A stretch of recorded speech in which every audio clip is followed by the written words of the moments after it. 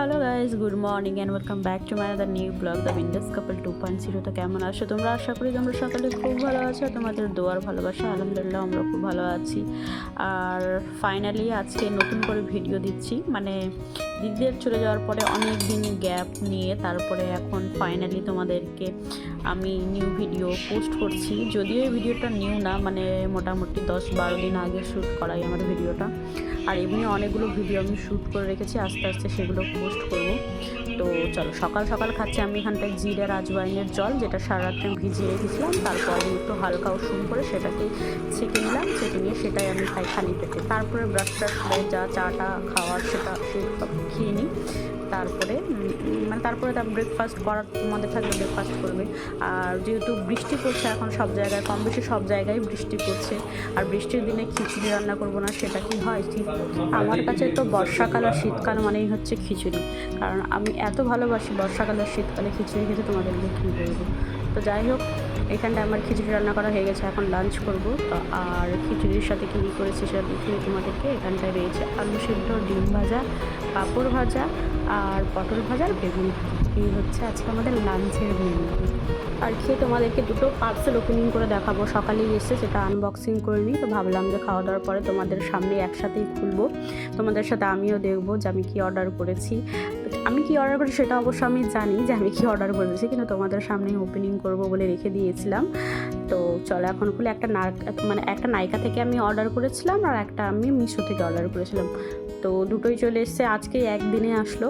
আর এই ভিডিওটা আমার অনেক দিনের, মোটামুটি 15 দিন আগেকার ভিডিও। তো যেহেতু আমি ভিডিও এখন পোস্ট করি না, সেই জন্য এত লেট করে পোস্ট করছি। তো যাই হোক, তো তোমরা একটু তোমরা একটু টাইম বের করে দেখবে, এটাই আর কি। আর এখন তো সেরকম আর ভিডিও পোস্ট করবো না, তো মাঝে মধ্যে পোস্ট করব, তো দেখে নিও। তো যাই হোক, দেখো আমি কি অর্ডার করেছি। আমি করেছি নেল পলিশ, কয়েকটা 2-3টে আমি নেল পলিশ আমি অ্যাড টু কাট করে রেখেছিলাম, তো সেগুলোই অর্ডার করেছি।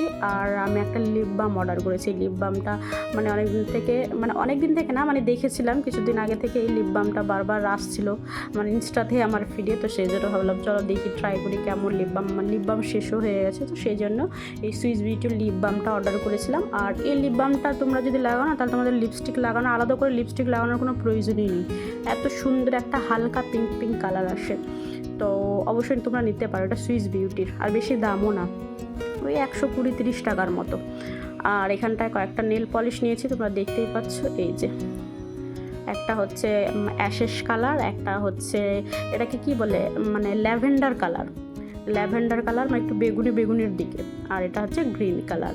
আর বললাম যে এটা আমি প্রায় 15 দিন আগেকার ভিডিও, তো সেই জন্য শ্রাবণ মাসে গ্রিন আমি চুড়িও অর্ডার করেছি, সেটা তোমাদেরকে অবশ্য দেখাচ্ছি একটু পরে। আর এই গ্রিন কালারের নেল পলিশ আমারও পরার খুব ইচ্ছে করছিল, তো সেই জন্য আমিও নিয়েছি। আর এখানটা এটা ফ্রি পেয়েছি আমি নাইকা থেকে, একটা সানস্ক্রিন ল্যাকমির। তো চলো, ফ্রিতে যে কোনো জিনিসই ছোট হোক বড় তো কোনো কিছু দেয় না ওরা, ফ্রিতে তো যাই পাও সেটাতেই হ্যাপি। তো এই সবই অর্ডার করেছিলাম আমি নাইকা থেকে।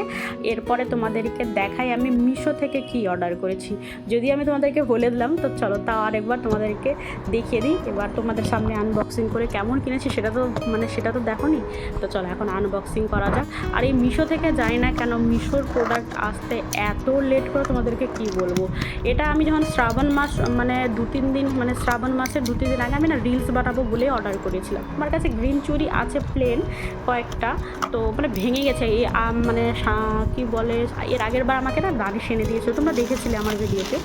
তো কয়েকটা ভেঙে গেছে, আর কয়েকটাই ছিল। তো ভাবলাম যে চলো আবার নতুন করে মিশো থেকে অর্ডার করা যাক।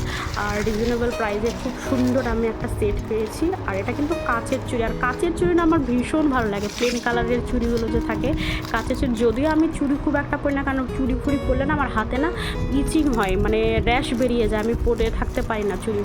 কিন্তু আমার চুড়ি ভীষণ ভালো লাগে, প্লেন এক কালারের চুড়িগুলো। আর এটা কাচের চুড়ি, কি সুন্দর সেটটা বলো। খুব কম প্রাইসে আমি কিন্তু পেয়েছি মিশো থেকে। তো যখন পরবো অবশ্যই তোমাদেরকে দেখাবো, কয়েকটা রিলস বানাবো ভেবেছি এইসব করে। আর চলো এখন আমরা যাব মুভি দেখতে। তো সেই জন্য এখন একটু বাইরে যাওয়ার আগে একটু ম্যাগি করে নিই, কারণ আমাদের মুভিটা লেটে আছে, 7টার সময় টিকিট করা হয়েছে, আগে থেকে আমরা বুকিং করে নিয়েছি। তো আর বাইরে এত বৃষ্টি পড়ছে, কোথাও যে দাঁড়িয়ে চা খাওয়া মনে হয় খাওয়া হবে না। আর যখন মুভি শেষ হবে ততক্ষণে 10:30 11টা বেজে যাবে। তো সেই জন্য ভাবলাম যে চলো এতক্ষণ খাওয়া দাওয়া তো অনেকক্ষণ আগে হয়ে গেছে, খিচুড়ি খেয়েছিলাম, তোমরা তো দেখেছিলাম তোমাদেরকে। আর এখন আমি চা করে নিচ্ছি সাথে ম্যাগি।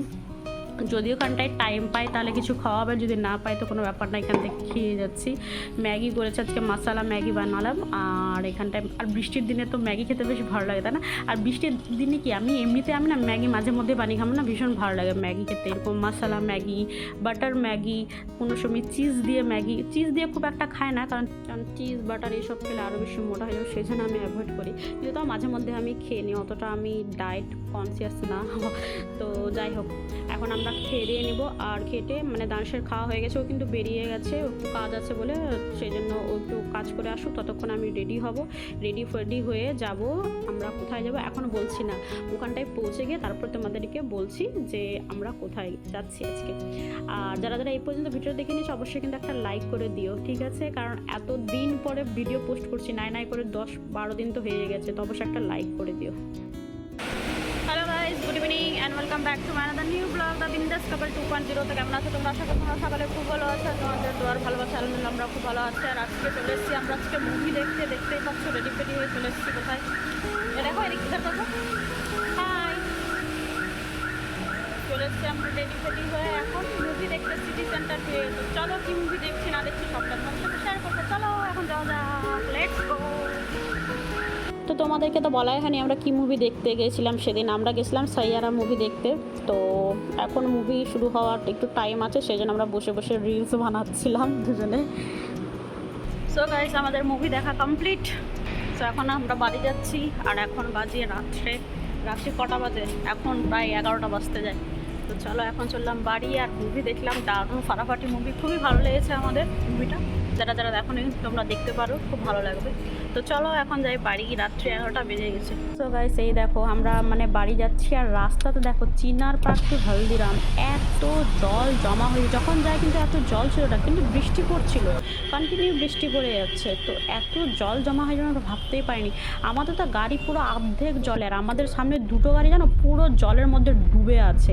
মানে সেই চারনক হসপিটালটা আছে না, তার সামনে দেখছি দুটো গাড়ি অর্ধেক পুরো ডুবে আছে, মানে কার একদম জলের মধ্যে ডুবে আছে।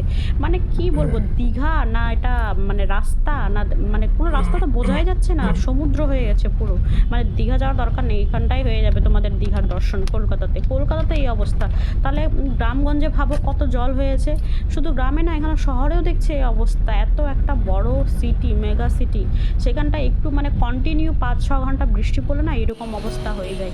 বলতো এইরকম জল ডিঙিয়ে কী করে বাজারঘাট মানুষ করতে যাবে? আর আমাদেরকে তো একটু বাইরেই যেতে হয় মানে বাজারঘাট করতে। আর জল দেখছো কত জল, আমরা তো ভয় পেয়ে গেছিলাম, বাবা গাড়ির ভিতরে না জল ঢুকে যায়।